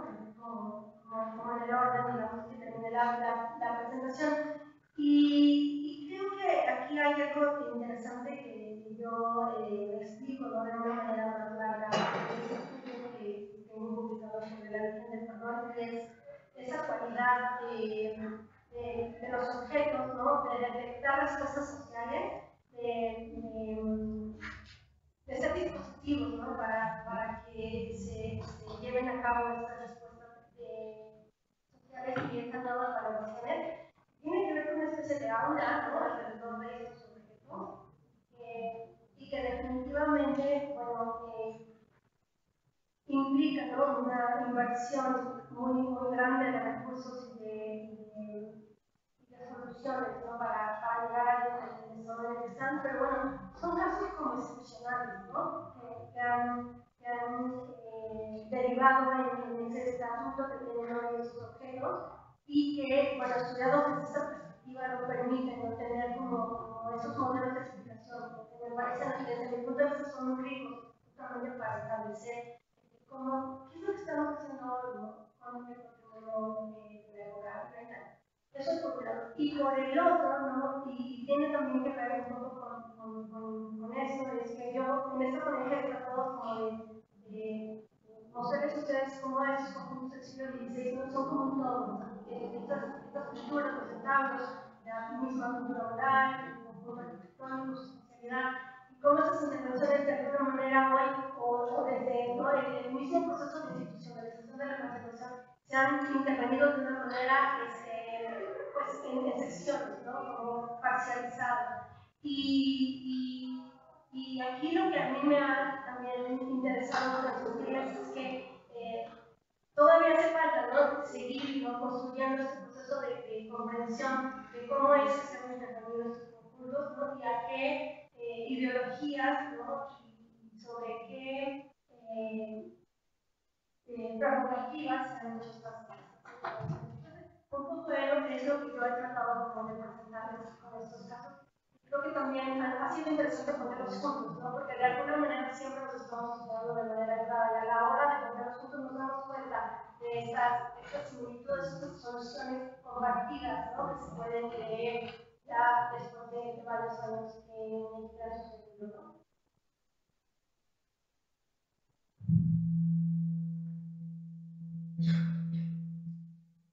¿Alguien más?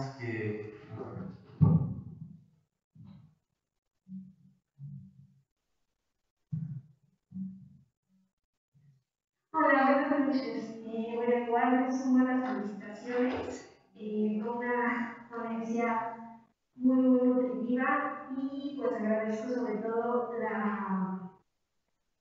eh, pues la calidad de lo que nos presentaste. Durante la ponencia justamente nos mostrabas que en las décadas de los 30 y los 60 justamente había un vínculo muy importante entre la praxis y la academia, ¿no? Había un vínculo muy interesante justamente sobre los debates, las polémicas y cómo se llegaba a los resultados. Haciendo como una reflexión sobre tu última parte, justamente de repensar y pensar justamente los estatutos de las ruinas que han llegado hasta nuestros días, justamente en el caso de desastres, actualmente en el panorama no tanto de bienes muebles, porque es un poco diferente, ¿no? O sea, los mismos que se forman en la escuela de restauración son los que intervienen, ¿no? Pero en el caso de bienes inmuebles, ¿tú cómo visualizas este vínculo, digamos, entre la academia y la praxis que se está dando actualmente en la recuperación del patrimonio?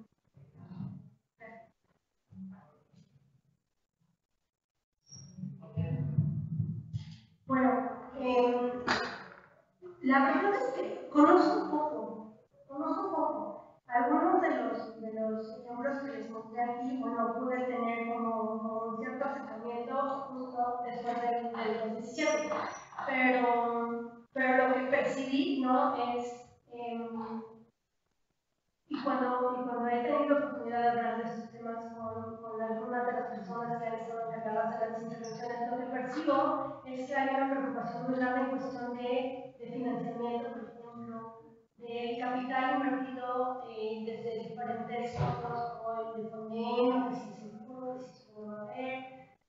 Siento que hay una problemática que es real, o sea, no estoy negándola, es real en términos de la inversión de presupuestos destinados a la conservación del patrimonio. Pero lo que no veo o lo que no vi, o no logro como identificar en esas charlas, en esas conversaciones y en mis aproximaciones a estos proyectos como recientes, ¿no? Es cuál es el plan detrás de esas intervenciones, como pensando en conjunto. Si hacemos un mapa de las afectaciones del sismo, ¿no? Empezando en Morelos, ¿no? Cómo se extiende la onda sísmica y sus daños, ¿no? Me pregunto si existe también un mapa, una estrategia de avance en términos de conservación con base en esas afectaciones. Si ese mapa, ¿no? Si hay una comisión como esas que vimos en algunos casos, ¿no? Cómo se está avanzando, cuáles son las prioridades que se están atendiendo en este sentido. La verdad es que no las conozco, pero también tengo que decirles que yo soy un agente totalmente externo a eso, no he estado en ninguno de esos procesos de decisión ni los conozco. Pero justo terminaba yo con esas diapositivas, porque me parece que es un momento importante para pensar en eso, ¿no? En ese posible plan de atención a ese patrimonio del siglo XVI que fue afectado así, y que finalmente sí habría que priorizar con relación a esa valoración que tienen esos monumentos, porque hay conjuntos, ¿no? Que tienen una relevancia artística dada por su propia historicidad, que habría que atender de una forma, me parece, pues diferenciada, ¿sí? Entonces, nuevamente, pues, de verdad me encantaría decir más, pero no es la posición en la que, ¿no? Yo trato como de comprender estos fenómenos desde una perspectiva más bien histórica y con relación al arte, ¿no? De todo pictórico, que es lo que más trabajo, ¿no?